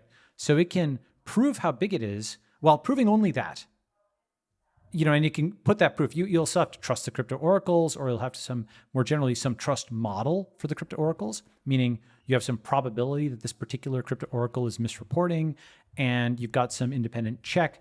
They reported as 1,000 square meters. We resampled, 50 of their properties. They're 950 square meters most of the time. They're somewhat overestimating, but not by a huge amount, right? You have some model for the crypto oracles reliability. You can frame it as an estimation problem of how reliable they are.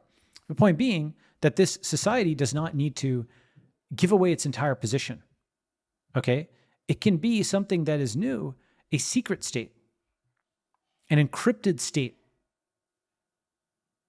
because the network that underpins the state, that overpins the state, is itself secret. Is that cool? This is so cool. I mean, I guess it lends a hand to the incredible prospect that maybe we can create the state in a way that doesn't require violence. And I'm not aware in the trajectory of humanity of a time we've actually been able to do that. We've always used... There's a couple. Maybe we... Arguably. I'd like to hear that, but like we've used violence as kind of the settlement layer.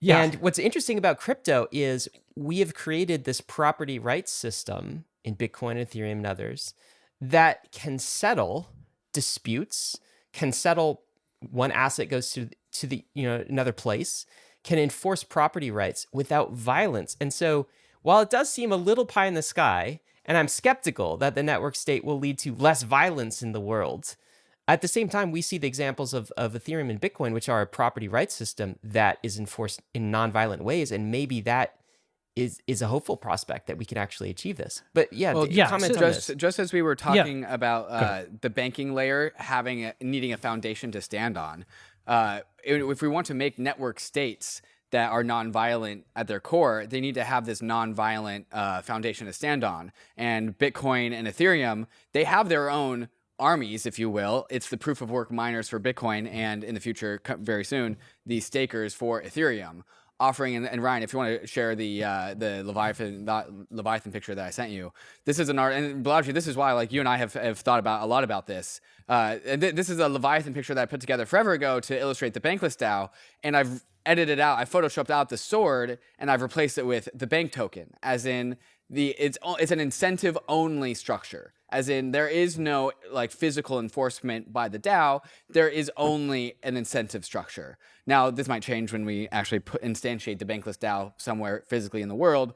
But when we have are born on top of these like networks like Bitcoin, Ethereum, that are inherently don't have any armies or any physical capacities, and then we also form DAOs, which same don't have any armies or physical capacities, but they are still organizing people under a code of values, of morals, in like the same shared space. And as you said, like these meetups that are birthed in physical space and then they dissipate back into the cloud. For a long time, these things will only be able to have incentive only, carrot only incentive structures, as opposed to incentive structures with the stick, which is why the Leviathan has a sword. It's meant to represent a punishment only incentive structure. Are we tracking here? Yes. Yep. And I think like the transition, obviously, from that guy has a fish, let me bash his head and take that fish, to that guy has a fish, let me trade him for something, was violence reducing, right? Like, trade is a very important technology. Animals don't have it, right? Like animals don't have, someone is eating something, they just go and kill that thing to eat the thing instead, right? It's very zero sum. So gains from trade is very insanely abstract. So that shows there's some proof of principle. Also, the fact that Ethereum and Bitcoin have, for the most part, gotten to whatever hundreds of billions, basically without much violence at all, at least within the protocol. Obviously there's people, folks have been mugged or whatever for it offline, but relative to what they are, give a proof point. Coming back to this thing, you guys know why the internet was originally developed? It's the DARPA stuff. Sort of. Yeah. Why? Something to do with the military, Balaji. I can't. Yeah. To retain communications in the event of a nuclear strike. That's right. This is right. Yes. Right. Now, unfortunately, and I don't want to sound flip about this, what's old may become new again, right?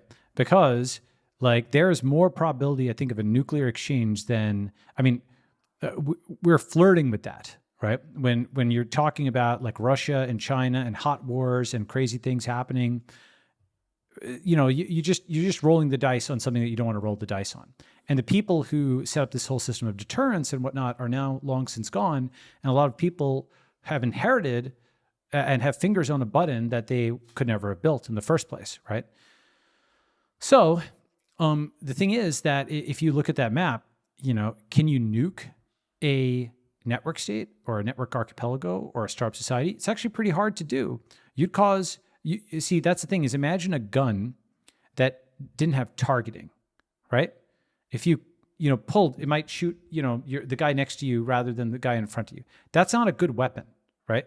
It's not something where the use of force is targeted and proportionate and controllable and so on and so forth. People don't usually think of it this way, but like more is not always better.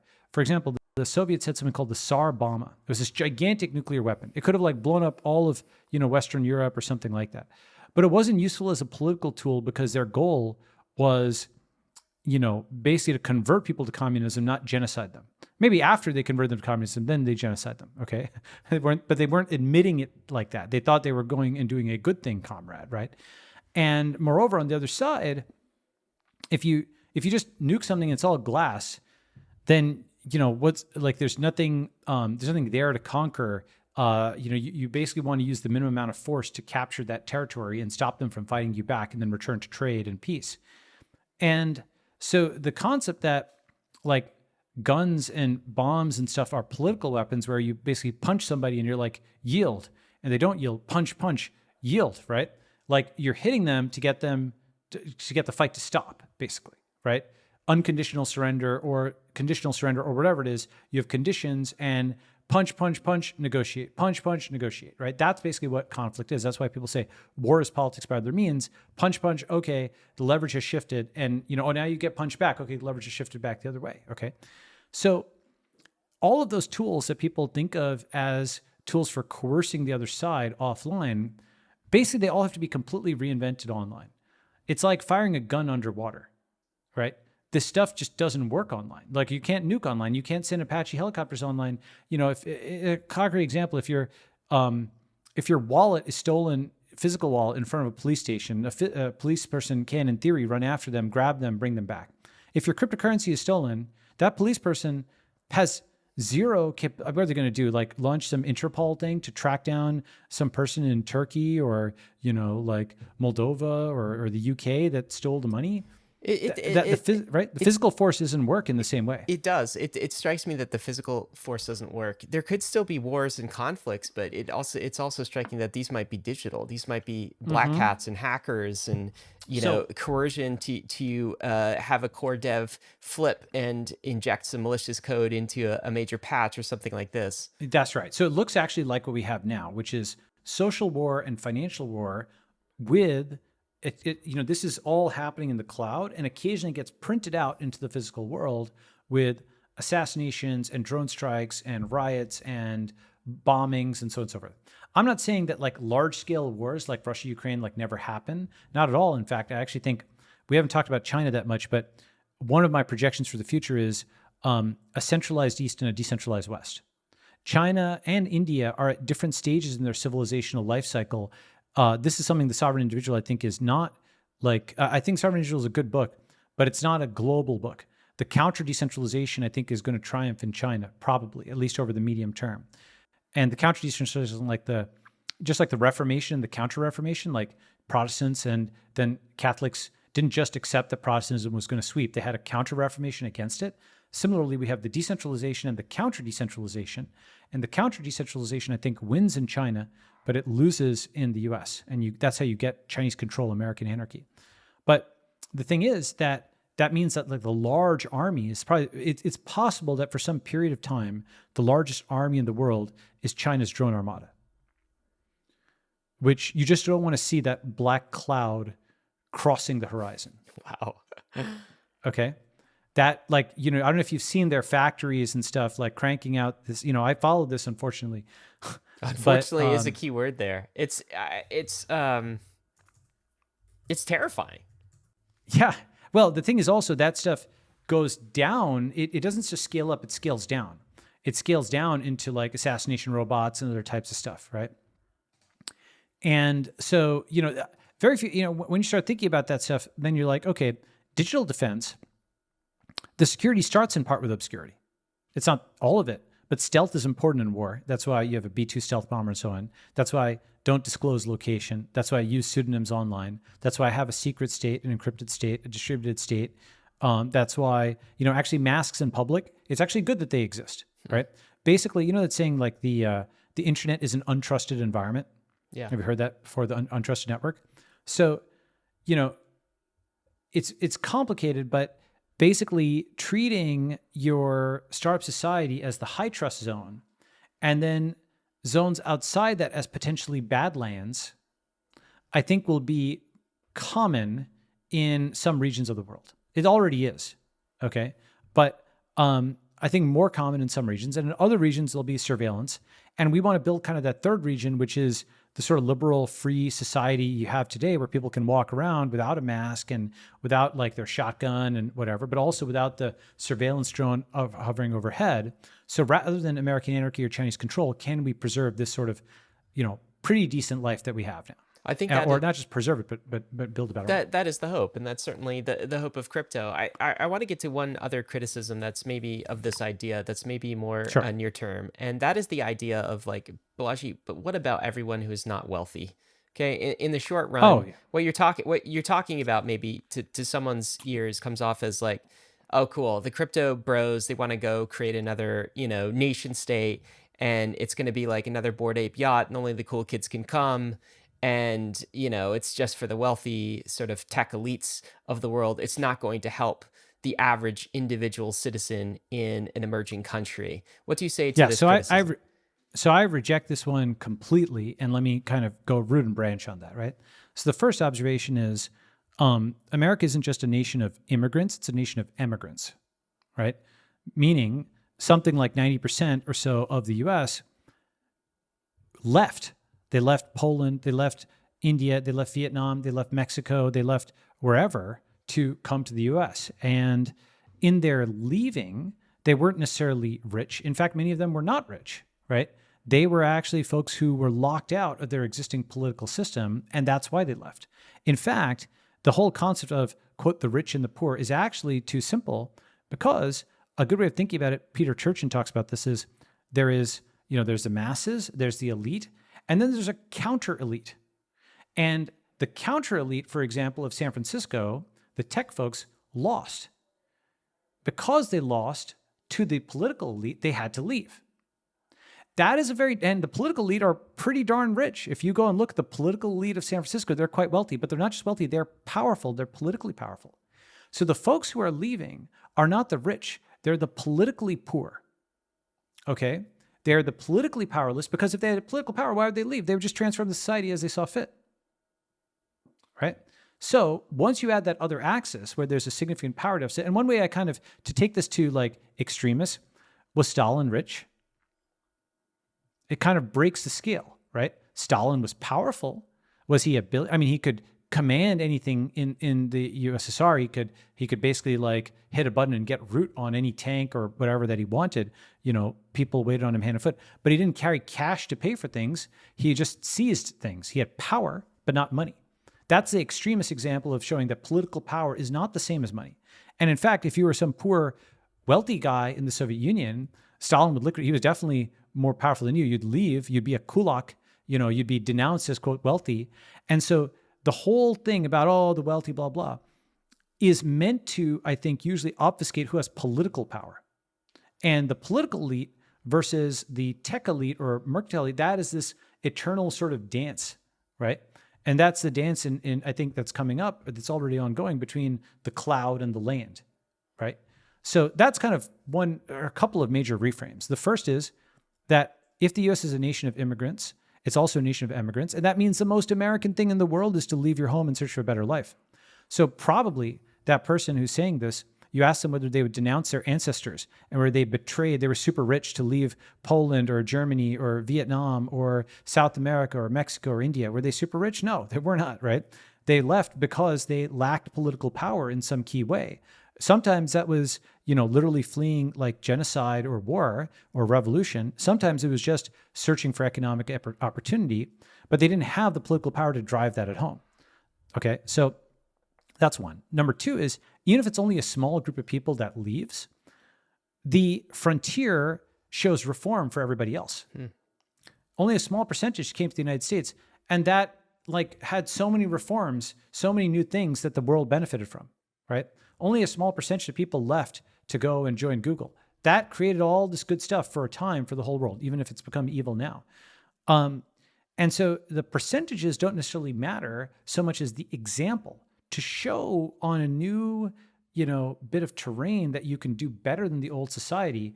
If keto kosher worked, if there were, that is that example of that one commandment, if that society worked, if you had before and after photos with all these people who are, going from fat to fit, or at least, dropping weight, that would be copied, right?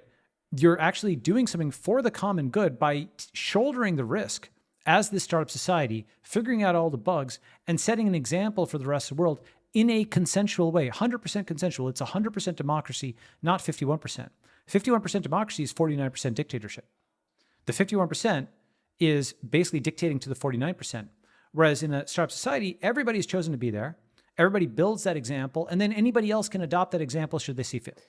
This example point is really interesting, because I was going to add another critique to the pile here of, like, you were talking about, basically I'm envisioning this kind of castle of, classical liberalism, freedom and property rights and these sort of things for the individual. And we're at a castle wall. What's coming is kind of this army against that idea of authoritarianism, right? And what you're also inviting in the network state idea is that people abandon the castle wall, essentially opt out, stop defending it.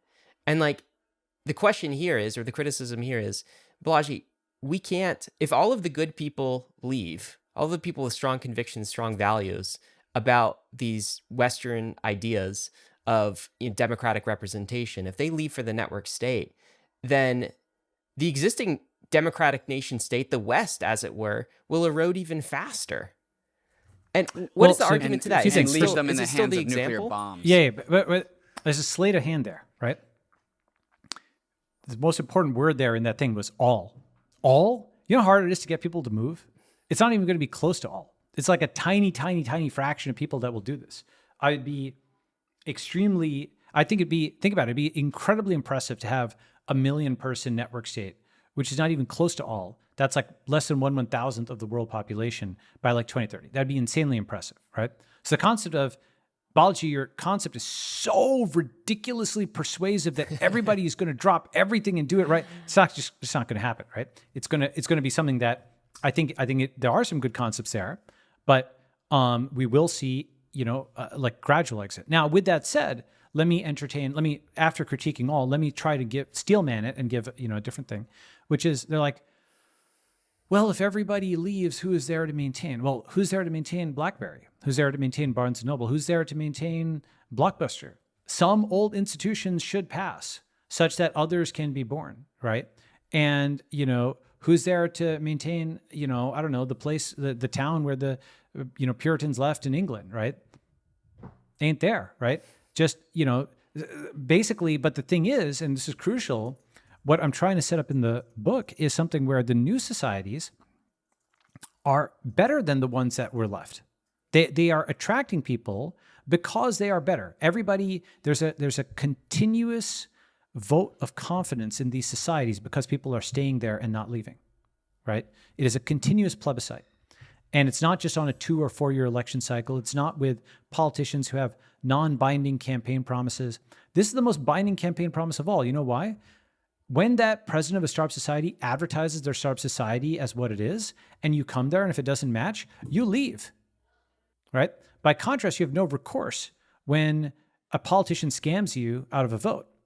And we are so used to them doing that, where you vote on the basis of, I think they will do X, Y, and Z, and they do A, B, and C, or then they don't do anything at all. And then they can always say, oh, I was blocked by these other people. The point is, if you invest in a CEO, or you buy a product and they give blah, blah excuse that's why, you ordered orange juice, they gave you milk. That's just breach of contract, right? You're just going to go and find a different CEO, right? And a different product. And so all of that concept of recourse, of optionality, all these things that we know are just so crucial to making markets function, to making lots of aspects of society function. People are actually over-moralitied when it comes to the existing system. And the reason they are, by the way, and I argue the reason they are, is because they see no alternative, right? Once they see an alternative, notice how actually in some ways, the commentary on the Fed was much more passionate in the early 2010s than it is now, right? I'm not saying it won't wrap up again, but over the 2010s, everybody who just really disliked the Fed and thought it was unjust just exited for crypto and built a better system. And now that is there as a life raft to take over when the previous system collapses. Because it is not always true that just more effort will prop up that existing system. Sometimes it's the Titanic. And that's just throwing good money after bad, good talent after bad. Having people being able to build that life raft and realizing that this person's estimation of their abilities as a reformer, they may be wrong. Sometimes you just cannot, go clear and bring them back to life, right? It's very important that there's diversity of opinion and that somebody can go and have this minority report and start something new, because you might rely on that. Look at what happened with COVID, when all the delivery apps and all the things that all these journos had made fun of, they relied on them. They needed them, to do things. And they were so, there's a period where they showed some gratitude for the first time in their life. But it was something where they're like, oh, I'm so glad that these, apps and so on exist, that it's a lifeline. Now, it turned out, with lockdown and so on and so forth, you can critique many aspects of that and whether any non-pharmaceutical intervention even work. Point being, though, that all these things that people thought of as toys or not a big deal became absolutely essential. Right. Balaji, I think there's a lot of listeners who are listening to this, and you are articulating what was previously a vibe into an actual actionable path forward. I would actually like to get into the actionable side of things. So Sure. say we actually get into this future network state. I don't know what your trajectory is for this on the timeline, 5, 10, 50, 30 years. But the idea is that we're talking about it now to manifest it into the reality in the future. But what is the short-term path for this? What are we doing Great in question. the next 6, 12, 18 months to manifest this vision? Okay. So the first thing is, DM me if you're building a startup society. Okay. And if you're starting a startup society, if you're doing something with aspirations of becoming a network state, and the reason I don't say starting a network state is, as I mentioned, I try to reserve that for the thing that has diplomatic recognition, right? But if you're founding a startup society, message me, I may invest. That's number one. Number two is we have a new dashboard at thenetworkstate.com/dashboard, which is tracking 23 startup societies. Number three is I'm going to be shipping hopefully a bunch of things that serve as catalysts for the space, right? This dashboard kind of shows that this thing is real. It's essentially something where, first of all, just showing this, people are like, whoa, I didn't realize there were that many of them, right? And pulling them together, we just did a Twitter Spaces the other day. You can listen to that. And they were all like, oh, cool. My one commandment is this, and my one commandment is that, right? And we're starting to bring some degree of organization, legibility, it's like early crypto in my view, except, and this is important, this is not remember my God State Network framework, right? This is not a list of networks. It's a list of societies and potentially, eventually, future states. Wow. Okay. But go ahead. No, I'm just commenting. I didn't even know this existed. This is very cool. Isn't this cool, right? So click all of these, take a look at them. They're early, but they're not incredibly early. Collectively, they've raised a few $100 million in venture. So it's this thing is happening, right? And so one way of thinking about my goal over the next 5, 10 years is to turn 20 startup societies into 1,000. Why? If you can do that, it's way harder, by the way, to go from 0 to 20 than from 20 to 1,000 in a certain sense, right? If these business models work, if some of these business models work, and there's a variety of different things, and these societies scale, and we are seeing a lot of different experiments in living, then you have lots of different options for people suddenly. You're giving back agency to people. They no longer feel like they're just on this Titanic that's falling and they vote for people and nothing happens. They can find people of like mind and move in with them right now if they'll be accepted, right? That's so important to kind of return agency to people. That's actually really the essence of, quote, democracy is, the consent of the governed, right? The choice that the citizen has, a real choice. It's not just, checking a thing on a form that's a pro forma kind of vote for somebody. They're not voting against something. They're voting for something. They're voting with their feet. They're voting with their wallet. And then they'll be voting as they join this new community, just as their ancestors probably emigrated before them. Okay. So this is basically the concept is, concretely, there's a book. I need to do the V2 of the book, the hardcover and the Audible. People here should subscribe at thenetworkstate.com. There's also a direct link, thenetworkstate.com/subscribe. Maybe you can pull that up. And you'll get the notification when the Audible, we'll release all of this stuff. And that'll be the V2. And I'm also building this Startup Societies tracker and list and investing in startup societies. And that combination is, there's more, I don't want to announce everything or whatever now, but let's just say, there you go. So, you'll get notifications and stuff. And by the way, do you like our little logo there? I thought it was kind of funny. Yeah, it's great. It's Is a that flag. right? What is It's a flag with a plus for new. Okay. Like a new plus. document. Got it. Right? That's great. So that's like a cool, I don't know, I thought it was a cool kind of thing. This is great. Balaji, this has been so fun talking to you. And I really appreciate that you are bundling these ideas together and kind of making them actionable. I don't know. I feel like we could have gone for another hour or so, and we'd love to bring you back sometime soon to review the progress on the network state, maybe kind of an annual state of That's the a great states, concept. if we could. That's right. The Bankless state. That's right. That's right. You've given us some food for thought and some ideas too. So Balaji, once again, great to have you on Bankless. Thank you. Thank you very much. Thank you, David, too. Cheers. Bankless Nation, as we call you, very applicable in this podcast. Some action items we will leave in the show notes. The first is, of course, head on over to thenetworkstate.com where you can read the Network State book. It is free. Balaji has published this open source, so you can go check that out. Also, tune into that dashboard as well. We're reviewing that at the end, but there's a dashboard of existing network societies that you can apply to join, or also, if this is food for thought, giving you an idea of starting your own network society, you can DM Balaji on Twitter. Finally, another post for you. Really enjoyed Vitalik's review of the network state after he read the book as well. Has some interesting thoughts and analysis there, so we'll include that as a reference for you.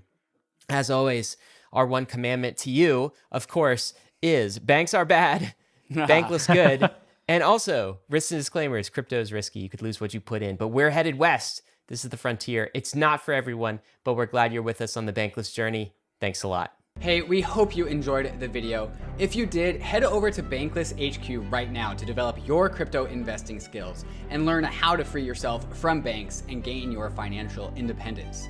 We recommend joining our daily newsletter, podcast, and community as a Bankless Premium subscriber to get the most out of your Bankless experience. You'll get access to our market analysis, our alpha leaks, and exclusive content, and even the Bankless token for airdrops, raffles, and unlocks. If you're interested in crypto, the Bankless community is where you want to be. Click the link in the description to become a Bankless Premium subscriber today. Also, don't forget to subscribe to the channel for in-depth interviews with industry leaders, Ask Me Anythings, and weekly roll-ups where we summarize the week in crypto and other fantastic content. Thanks everyone for watching and being on the journey as we build out the Bankless Nation.